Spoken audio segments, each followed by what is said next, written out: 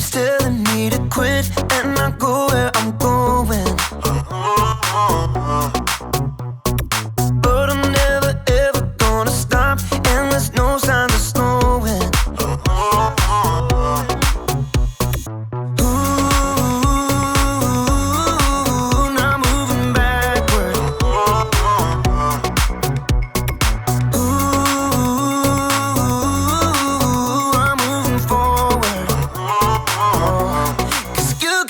The power to never give up.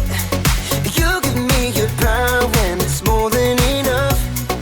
I made my decision, quitting's not an option. No matter how hard it gets, I know I'm in, 'cause you give me the power.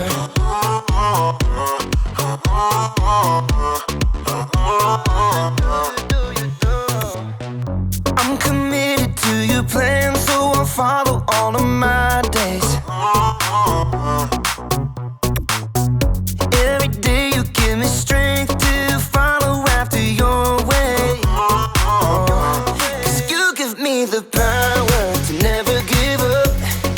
You give me your power when it's more than enough. I made my decision, quitting's not an option. No matter how hard it gets, I know I'm in, 'cause you give me the power.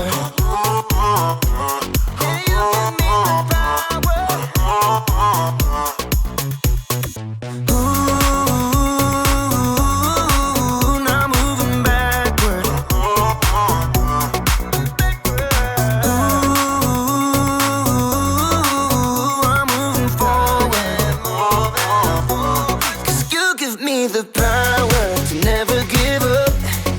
You give me your power and it's more than enough. I made my decision, quitting's not an option. No matter how hard it gets, I know I'm in, 'cause you give me the power. Yeah, God gives me the power. You give me the power.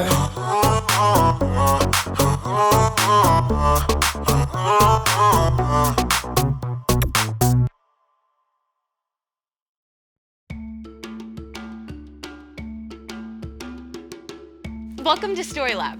This week, we're talking about grit, while we take a look at the story of someone who had to craft their way out of a tight situation.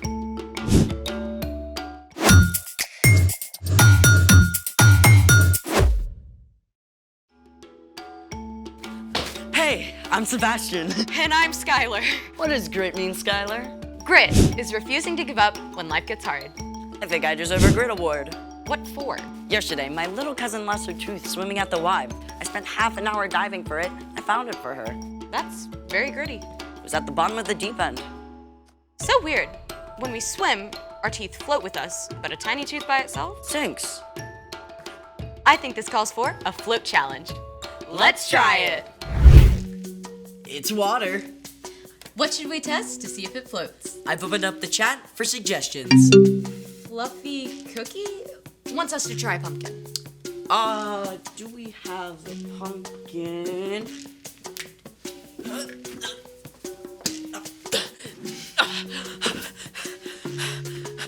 We have a pumpkin. Sink or float? I say sink.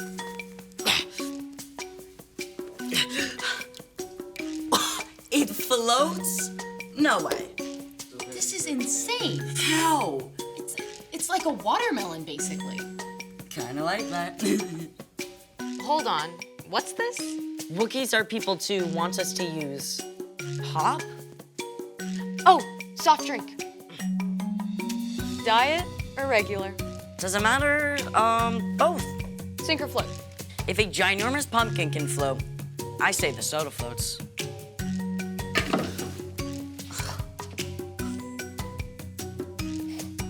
What? Diet floats, regular sinks? They're the same size can with the same amount of liquid. I feel like everything's upside down. Do we have time for more? Speed round. Soap. Soap.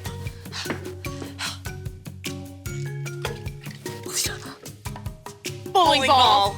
Bowling ball. Bowling ball. Bowling ball. Bowling Bowling ball. ball. Bowling ball. Bowling ball. Oh, this is heavy. Okay. Okay. It floats? What? Rubber chicken. Wow. Thought it was gonna sink. But why? None of it makes sense. Density. You're calling me dense? No. Some objects sink and others float because of density. Oh, I don't get it. Okay. Every object is made up of tiny molecules. In some objects, the molecules are packed tightly together, and other objects, the molecules are more loosely packed. That's density. The more dense an object, the more likely it is to sink. So a tiny tooth is dense and sinks.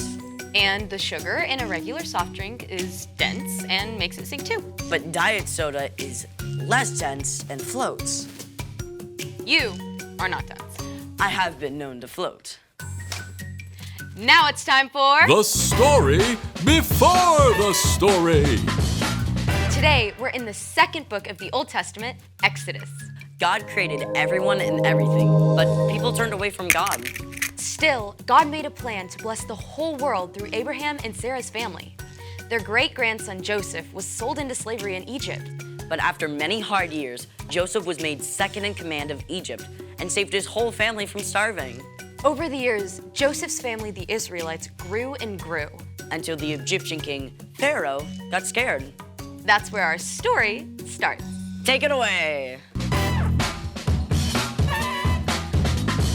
Hey everyone!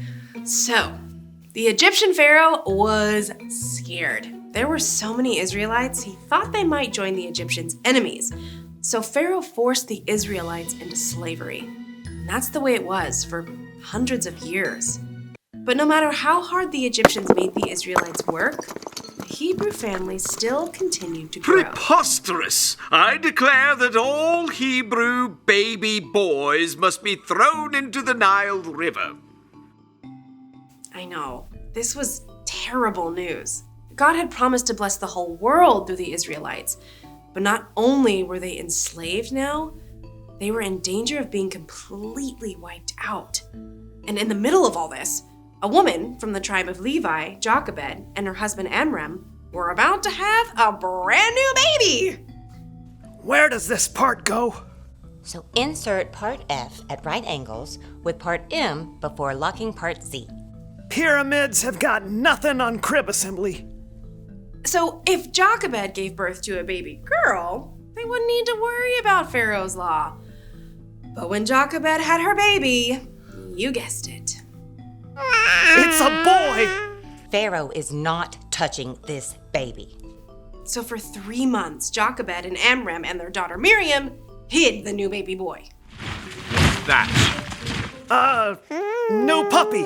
Nothing to see here. Hush, little baby, don't say a word. Mom's gonna buy you a mockingbird. They tried, but after 3 months, there was just no way to keep hiding a baby boy with a healthy set of lungs. Jochebed wove a basket out of tall grass and coated it with tar. Give him to me now. But they'll still hear the baby in the basket. Come with me. Jochebed was so determined to save her baby that she made a risky and very creative move, might I add. Are we giving our baby a bath? Nope, we are giving him a chance. Now stay close by and make sure he's safe. So maybe Jochebed figured this was a place no one would come? Or maybe she knew it was the favorite bathing spot of Pharaoh's daughter. Sure enough, Pharaoh's daughter came down to the river to bathe. Bring me that basket at once. I mean, Miriam must have been terrified, right? But she stayed hidden and watched to see what might happen. Poor thing. This must be one of the Hebrew babies. Miriam gathered every ounce of courage she had and ran up to Pharaoh's daughter. Would you like me to get one of the Hebrew women to take care of him for you? Yes, that's a perfect idea. This was the best news! So Miriam ran home as fast as she could and told her mother everything that happened. Then together, they returned to the princess. Take this baby and feed him for me. I'll pay you. I promise. I will treat him like my very own son. And she got paid. Jochebed was able to care for her son at home. And when he grew up, she took him to live at the palace with the Pharaoh's daughter. The princess called him Moses, a word that meant to draw out, because she pulled the baby out of the water. Get it? The end. That's amazing. I mean, there's no way Moses' mom could have known her baby would be safe. Yes, but Amram and Jochebed didn't give up. I mean, they held on. They didn't know what to do, but they got creative, and they took the next step. So what's our part in the story? Well, things in our lives can feel really big and difficult too. Yeah, I got assigned to this group project at school, and I had no idea where to start. I just wanted to quit the whole thing. What happened? Well, I prayed about it and asked for help. And eventually everyone joined in, and it actually turned out okay. See? Yes! When you aren't sure what to do next, ask God for help. We can also think about how we can follow Jesus during difficult times. We can start by loving God and loving others. Whether it's a friendship in trouble or a fight with your parents, you can hold on. Stay with it. God will be with you, even when things get messy. I think you guys got it. I'll see you next time. Bye. Bye. So here's the thing. Hold on, even when you don't know what to do. That's how grit grows. Sink or float? Sink. Huh, it floats. Thanks for joining us in the Story Lab. We'll see you next time.